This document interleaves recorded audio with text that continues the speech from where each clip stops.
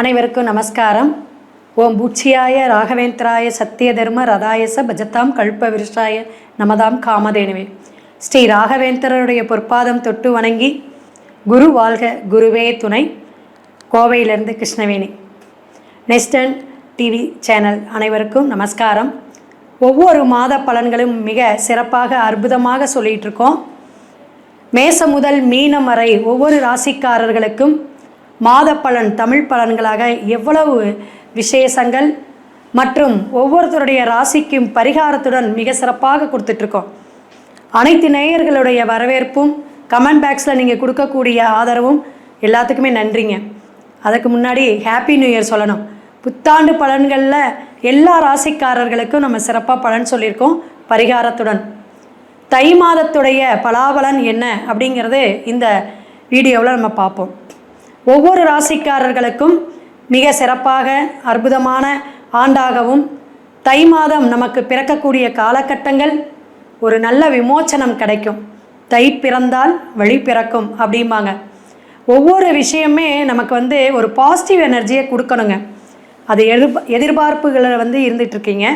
அந்த எதிர்பார்ப்புகளுக்கு கோச்சார கிரகங்கள் எந்த அளவுக்கு சப்போர்ட் பண்ணுது அப்படிங்கிறத நம்ம கவனிக்கணும். இப்போ பார்த்தீங்கன்னா இந்த நியூ இயரில் உங்களுக்கு அற்புதமான பெயர்ச்சிகள் வருதுங்க.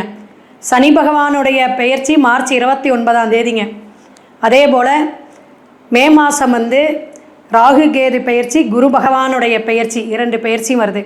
மொத்தம் 4 கிரகங்கள் பெயருது. அப்போ எல்லா ராசிக்காரர்களும் இந்த ஜனவரி மாதத்திலேருந்து, அதாவது தை மாதமும் பிறக்கக்கூடிய இந்த மாதத்திலேருந்து எல்லாருமே ஜாதகத்தை கண்டிப்பாக பார்த்துக்கணும் அப்படின்னு சொல்லுவேன். இப்போ போன வருஷம் பார்த்திங்கன்னா நிறைய பேர் ஜாதகம் பார்த்தது யார் அப்படின்னு பார்த்திங்கன்னா அந்த கடகராசிங்க. அஷ்டமத்து சனியில் ரொம்ப கஷ்டப்பட்டோம் அப்படிங்கிறக்காக 2 ஆண்டுகள் அதிகமாக பார்த்த வாடிக்கையாளர்கள்னு சொல்லலாம். அதே போல் ரிஷபம் அதிகமாக பார்த்த கிளைண்ட்டுங்க. மேற்கொண்டு நம்ம மீன ராசியை சொல்லலாம். ராகு ஜென்மத்திலே போயிட்டு இருந்துச்சு. ஸோ இந்த கிளைண்ட்ஸ் நிறைய வந்தாங்க ஜாதகம் பார்க்க. இப்படி நம்மளுடைய ஜாதக கட்டத்தில் கிரகங்கள் எப்படி இருக்குது அப்படிங்கிறதையும் பார்த்துக்கணும். தசாபுத்தி சப்போர்ட் பண்ணுதா அப்படிங்கிறதையும் கவனிக்கணும். இதெல்லாம் இருந்தாலும் ஒவ்வொரு மாதத்துக்கு ஒரு சிறப்பு இருக்குதுங்க. இப்போ உத்தராயணம் அப்படிம்பாங்க. இந்த புண்ணிய காலம் எப்போ ஆரம்பிக்குது அப்படின்னு பார்த்தீங்கன்னா மகரத்தில் சூரிய பகவான் பிரவேசிக்கக்கூடிய காலகட்டங்கள். மகரத்தில் தான் சூரியன் வரார். அப்படி வரும்போது நமக்கு தமிழ் மாதம் பிறக்குது. அப்போ தமிழ் மாதம் ஆங்கில புத்தாண்டோட மலர்ச்சியாக பிறக்கக்கூடிய காலகட்டம் அற்புதமாக இருக்கும் அப்படிங்கிறத எல்லாரும் உணரணும்.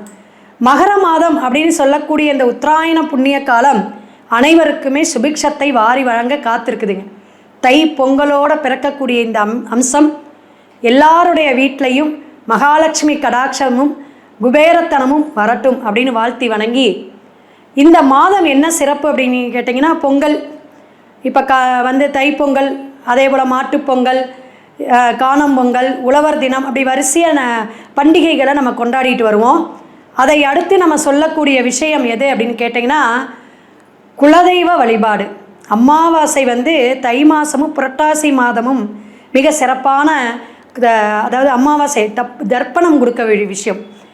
முன்னோர்களுக்கு மாத்திரு பித்திரு தோஷத்தை நீக்கக்கூடிய அமைப்பில் அமாவாசைக்கு திதி தர்ப்பணம் கொடுக்கக்கூடிய விசேஷ மாதங்கள் எது அப்படின்னு கேட்டிங்கன்னா தை மாதம்தான் ஸ்பெஷல். ஸோ இதுவரையுமே நாங்கள் தர்ப்பணம் கொடுக்கலங்க, இறந்தவங்களுக்கு பெண்டிங்காக போச்சு, அப்பாவுக்கு கொடுக்கல, தாத்தாவுக்கு கொடுக்கல, இப்படி தர்ப்பணம் கொடுக்காதவங்க எல்லாருமே இந்த திதி தர்ப்பணத்துக்காக இந்த மாதம் வரக்கூடிய அமாவாசை திதியை நீங்கள் நல்லா பயன்படுத்திக்கணும். அதே போல் இந்த குலதெய்வ வழிபாடு இருக்குதுங்க.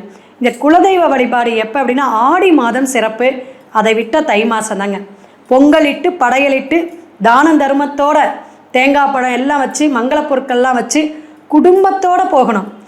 ஒரு காட்டுக்குள்ளே இருக்குது, ஒரு கிராமத்தில் இருக்குது, நாங்கள் டவுனில் சென்னையில் இருக்கோங்க, நாங்கள் பெங்களூரில் இருக்கிறோம் அப்படிம்பாங்க. அந்த ஊருக்கு போகணும், தன்னுடைய குலதெய்வ மண்ணை மிதிக்கணும். அப்படி போயிட்டு அந்த நாள் முழுவதுமே அங்கே இருந்துட்டு சைவம் செய்யலாம், அசைவம் படையல் போடுறவங்க செய்யுங்க. அது அவங்கவுங்க குலதெய்வ வழிபாடுங்கிறது அவங்கவுங்க இஷ்டத்துக்குப்படி உங்களுடைய கலாச்சாரப்படி எப்படி பண்ணுவீங்களோ பண்பாட்டுப்படி செய்யுங்க. ஆனால் தை மாதம் வழிபாடு எடுக்கிறது மிக மிக சிறப்புங்க. இந்த அமாவாசையில் செய்ய முடியலனா பௌர்ணமியில் வழிபாடு எடுங்க. அதுவும் முடியலன்னா ஒரு ஞாயிற்றுக்கிழமை நல்ல ஒரு லீவு நாளில் போயிட்டு குலதெய்வ வழிபாடு தை மாதம் அவசியம் செய்யணும். அதை விட சிறப்பு என்னென்னா 22ஆம் தேதி வரக்கூடிய தைப்பூசம் ரத சப்தமி வருதுங்க. 22ஆம் தேதி ரத சப்தமி வருது. இந்த ரத சப்தமி எது அப்படின்னு கேட்டிங்கன்னா பித்துரு சாபத்தை நீக்கக்கூடிய நாள்.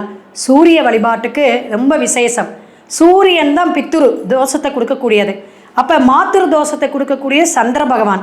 ஸோ இந்த பித்துரு தோஷத்தை நீக்குவதற்கு இந்த ரத சப்தமி வழிபாடு எப்படி அப்படிங்கிற நீங்கள் ஃபோன் பண்ணி கூட கேட்டுக்குங்க. நான் அந்த வழிபாட்டு முறையை சொல்கிறேன். 29ஆம் தேதி மிக சிறப்பாக தைப்பூசம் வருது. இந்த தைப்பூசம் நட்சத்திரத்திலேயே மிக சிறப்பான விஷயம் தை மாதம் வரக்கூடிய பூச நட்சத்திரம். ஒன்று முருகனுக்கு விசேஷம், அதே போல் வடலூர் வள்ளலாருக்கு விசேஷம். ஜீவசமாதியாக ஜோதி ரூபமாக மறைந்த வள்ளலார வழிபாடு எடுக்கக்கூடிய அமைப்பு இந்த மாதம் இருக்குது. இந்த 2 விசேஷம் நீங்கள் கொண்டாடணும். ஒவ்வொரு ராசிக்காரர்களுக்கு ஒரு திருப்பு முனையாக இந்த தை மாதம் இருக்கும் அப்படிங்கிறது. தொழில் வளம், திருமணம் தடை நீங்கிறது, ஆரோக்கியமான விஷயங்கள் நடக்கிறது, அதே போல் நீங்கள் எதிர்பார்த்த காரியங்கள்லாம் ஜெயமாக இருக்கணும்.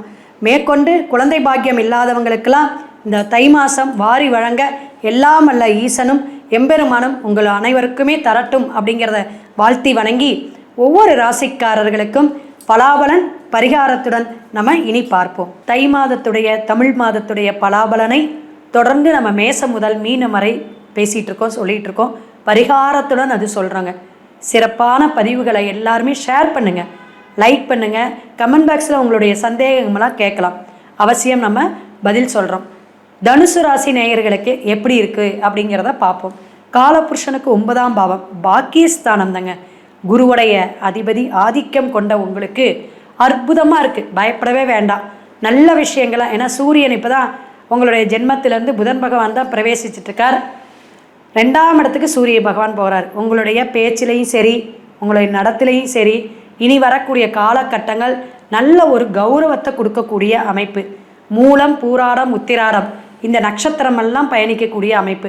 ஏன்னா அந்த மூல நட்சத்திரமெல்லாம் தொழில் சார்ந்த பிரச்சனையில் நிறைய சிக்கலில் மாட்டியிருப்பீங்க. அவங்களுக்கு எல்லாமே இந்த தை மாதம் தமிழ் மாதம் சிறப்பாக இருக்கும் அப்படிங்கிறத தெரிஞ்சுக்கலாம்.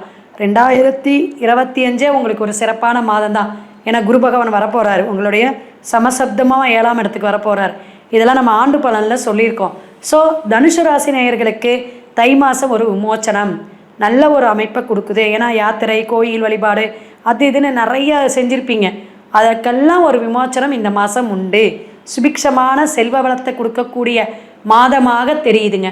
2ஆம் இடத்துல இருக்கக்கூடிய சூரியன் உங்களுக்கு ஒரு குடும்பத்திலையும் சரி உங்களை மதித்து நடக்கக்கூடிய காலகட்டங்கள்.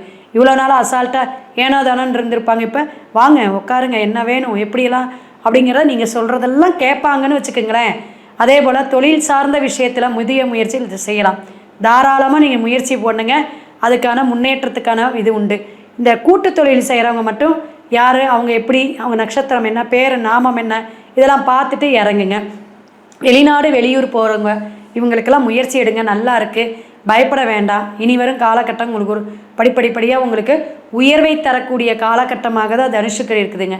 அதே போல் குரு ஆதிக்கமாக இருங்க இருக்கிறனால எதையும் நீங்கள் கொஞ்சம் கௌரவம் அதை வீண் வரட்டுங்கப்பாங்களே, அதுபோல் நீங்கள் ஒரு கௌரவம் பார்த்துக்கிட்டே இருப்பீங்க. அந்த கௌரவத்துலேருந்து கொஞ்சம் விட்டு கொடுத்துட்டு இந்த வேலை கிடச்சாலும் பரவாயில்ல, நான் போயிட்டு வரேங்க, இன்னும் ஒரு 2 மாதம் கழித்து நல்ல வேலை கிடச்சா போகிறேன் அப்படின்னு நீங்கள் தான் மனசை மாற்றிக்கணும். எல்லாத்துலேயும் பிடிவாதமே இருந்துக்கிட்டு இருந்தால் நமக்கு என்ன ஆகும், நாளும் மாதமும் போயிடும். அப்போ இருக்கிற அந்த நம்மளுடைய அடுத்த நம்ம லைனில் இருக்கிற அடுத்தவங்க ப்ரொமோஷன் வாங்கி போயிட்டே இருப்பாங்க. அதனால் விட்டு கொடுத்து இந்த வேலை கிடச்சாலும் பரவாயில்லன்னு நீங்கள் போகிறது நல்லது. படிப்படியாக அப்புறம் உங்களுக்கு ஏப்ரல் மேலேருந்து உங்களுக்கு நல்ல ஒரு முன்னேற்றமான காலகட்டமாக இருக்குது அப்படிங்கிறத தனுசு ராசி நேயர்கள் தெரிஞ்சுக்குங்க. அப்போ உங்களுடைய விட்டு கொடுக்கக்கூடிய அமைப்பும் கோயில் வழிபாடு, யாத்திரை, திருப்பணி செய்யக்கூடிய அமைப்பு, இதெல்லாம் இந்த வயசானவங்க இருக்காங்களா தனுசு லக்ன ராசிக்காரங்களுக்கெல்லாம் இந்த மாதம் அதெல்லாம் நீங்கள் ஈடுபாடாக செய்யக்கூடிய அமைப்பு உண்டுங்க. இந்த கும்பாபிஷேகம்லாம் நிறைய நடக்கும் எல்லாருக்கும். இப்போ இந்த தனுஷு பக்கத்தில் இருக்கிறவங்களெல்லாம் பாருங்களேன், கும்பாபிஷேகம் நடந்துச்சும்பாங்க, அதுக்கு போயிட்டு வந்தேன் அப்படிம்பாங்க. அதெல்லாம் மார்கழியில் நடந்ததை விட இப்போ தை மாதம் உங்களுக்கு நிறைய நடக்கக்கூடிய அமைப்பு உண்டு. அப்போ ஆன்மீகம் சார்ந்த விஷயங்கள் இந்த மாதம் உங்களுக்கு நிறைய போகக்கூடிய காலகட்டமாக தெரியுதுங்க. ஷேர் மார்க்கெட்டிங்கில் இருக்கிறவங்களுக்கெல்லாம் நல்ல ஒரு வளர்ச்சி உண்டு. 70% ஒரு அமோகமான வெற்றியை தரக்கூடிய அமைப்பு. வியாபாரத்துறையில் இருக்கிறவங்க, விவசாயத்துறையில் இருக்கிறவங்களுக்கெல்லாம் தனுஷுக்கு பரவாயில்ல அப்படிங்கிறத நீங்கள் தெரிஞ்சுக்கணும். அரசியல் சார்ந்து இருக்கிறவங்களும் புதிய முயற்சி வேண்டாம். தெரியாதனமாக ஏதாவது ஒரு விஷயத்தில் நீங்கள் வாக்கு கொடுத்து மாட்டக்கூடாது, கவனமாக இருக்கணும். மற்றபடி உங்களுடைய கௌரவ அந்தஸ்து எப்பயும் இருக்கிறது அப்படியே ஃபாலோ பண்ணிக்கிட்டே வாங்க. கவர்மெண்ட்டு எக்ஸாம் எழுதி கவர்மெண்ட்டுக்காக ட்ரை பண்ணிகிட்டு இருக்கிறவங்க தனுசு ராசி நேயர்கள் எல்லாமே ஆஞ்சநேயரை வழிபாடும் அனுமான் சாலிசாவும் படிச்சுட்டு வந்தீங்கன்னா அந்த கவர்மெண்ட்டு தன்னம்பிக்கையாக தைரியமாக கொடுக்கக்கூடிய காலகட்டமாக தை மாதம் இருக்குதுங்க. தை மாதம் குழந்தை பாக்கியம் இல்லாதவங்க எல்லாத்துக்குமே குழந்தை பாக்கியம் கிடைக்கக்கூடிய காலகட்டங்கள். திருமணம் ஆகாமல் இருக்கிற ரெண்டாவது கல்யாணம் பண்ணுறேங்க இன்னும் கிடைக்கவே இல்லை, தெரியாதனமாக ஒரு மேரேஜ் ஆகி அது டைவர்ஸில் போய் முடிஞ்சு இப்போ செகண்ட் மேரேஜுக்கு ரொம்ப கஷ்டப்பட்டு தேடிட்டு இருக்கிறோம். ஏன்னா இந்த வரம் தேடுவது அப்பேற்பட்டதாக இருக்குதுங்க. எல்லா ராசிக்காரங்களுக்கும் சிக்கலாக இருக்குது, எல்லா கேஸ்ட்டுக்காரங்களுக்கும் சிக்கலாக இருக்குது. அத்தனை பேரும் நிறைய இப்போ எப்படின்னா டிமாண்டு அப்படிங்கிற ஒரு அமைப்பில் போயிடுச்சு. நிறைய அந்த பொருத்தம் பார்க்க வரும்போதே பார்க்குறோம். இது இருக்கா அது இருக்கான்னு பாதி நம்ம பேசுகிறோமோ இல்லையோ கிளைண்டே பாதி நமக்கு ஜாதகம் சொல்லி கொடுத்துட்டு போயிட்டுருக்காங்க. அந்த அளவுக்கு இந்த செவ்வாய் தோஷம், ராகுகேது தோஷம், இது மாதிரி பல விஷயங்களை போட்டு கிளைண்ட் குழப்பிக்கிறாங்க. இதெல்லாம் நீங்கள் நம்ம அதுக்குன்னு படித்து ஒரு ஓலைச்சுவடி படித்து ஒரு புத்தகம் படித்து ஒரு கல்லூரியில் போய் ஒரு டிகிரி படிச்சுட்டு உட்காந்துருக்கோம். அப்போ அது ஆராய்ச்சி தன்மையில் நம்ம பார்த்து சொல்கிறது.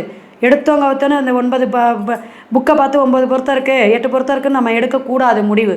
உள் பொருத்தம் பார்க்கணும், கட்ட பொருத்தம் பார்க்கணும், கிரக கோச்சார பலன் பார்க்கணும், தசாபுத்தி கூட்டு தசவர்தான் பார்க்கணும், சுக்கரனுக்கு இடம் எப்படி இருக்குது 2 பக்கமும் பார்க்கணும், லக்ன ராசி பொருத்தம் பார்க்கணும், நிறைய விஷயங்கள் இருக்குதுங்க.